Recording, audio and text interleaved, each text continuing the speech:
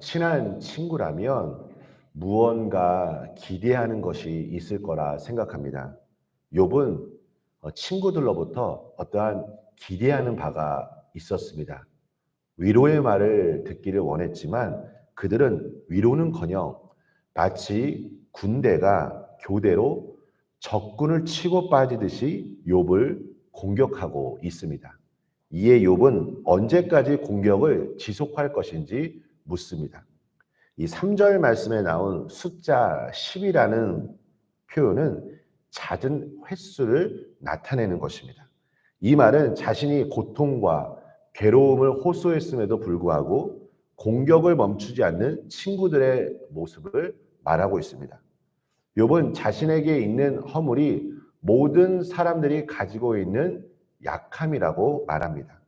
그리고 하나님이 사냥꾼처럼 자신을 그물에 쳐서 포획하고 고통을 주신다고 탄식합니다. 욥은 그 그물에서 벗어날 수 없음을 말하고 있습니다. 7절에서 9절 말씀을 한번 보십시오. 폭행을 당한다고 부르짖어도 응답이 없습니다. 도움을 구하여도 정의가 없습니다. 누구에게도 도움을 받을 수 없는 욥은 고통에서 벗어나려 하지만 탈출구가 없습니다. 더 나아가 15절과 16절 말씀을 보십시오. 욥은 자신의 집에 머물러 사는 종들의 태도를 지금 묘사하고 있습니다. 자신을 낯선 사람으로 여기고 불러도 대답이 없으며 오히려 욥이 종들에게 간청해야 하는 상황에 이르렀다고 말합니다. 더 심지어 가족들로부터도 소외되고 있습니다. 17절에 보면 내 아내가 내 숨결을 싫어하며 라는 표현이 있습니다. 이 말은 욥 그 자체를 싫어하는 것이 아니라 아마도 심한 질병에 걸린 욥이 호흡에서 나온 악취로 욥을 피한 것으로 보입니다. 이제 욥은 조롱과 미움의 대상이 되고 말았습니다. 이제 욥에게 남은 것이 있다면 병든 몸과 상처받은 영혼뿐입니다. 여러분, 어렵고 힘들 때 내 주변의 사람들을 의지하고 싶은 마음이 우리 사람들이 가지고 있는 마음이라 생각합니다. 물론 갈라디아서 6장에 보면 너희가 서로 짐을 지라 라는 하나님의 말씀이 있습니다. 내 옆에 나와 함께 신앙생활하고 있는 나의 가족들이 짊어지고 있는 그 무거운 짐들을 우리는 말씀에 따라 순종하며 함께 짐들을 짊어져야 할 것입니다. 하지만 우리는 알고 있습니다. 사람을 결코 전적으로 의지해서는 안 됩니다. 전적으로 사람을 의지할 때 때로는 실망감과 상처를 받을 수 있기 때문입니다. 여러분, 그 이유가 무엇일까요? 우리 인간이 가지고 있는 죄 때문입니다.